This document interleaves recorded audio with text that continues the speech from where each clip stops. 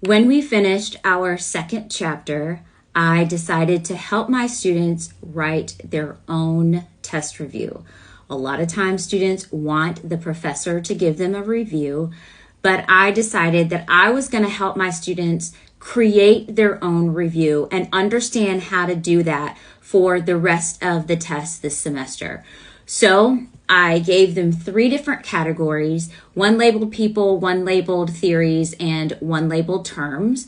And I said, call out the things that we have talked about so far. And so they did, and they just started calling things out, and I was writing them on the board as they called them out. There were only a couple of things that they said that we didn't really talk about in class, and so I told them, yep, that's not necessarily something you need to have on your review. Then I explained to them that creating your review is something you can do consistently each week. It's not necessarily something you have to wait until a couple of days before the test to do. You can create your own test review as you move through the different chapters.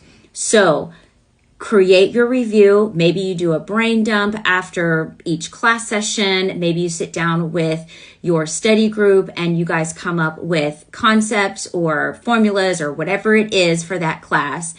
Create that review. Then you have something to work off the entire time up to the test instead of waiting until right before the test to have the review and then start trying to frantically study to make sure that you have the information together.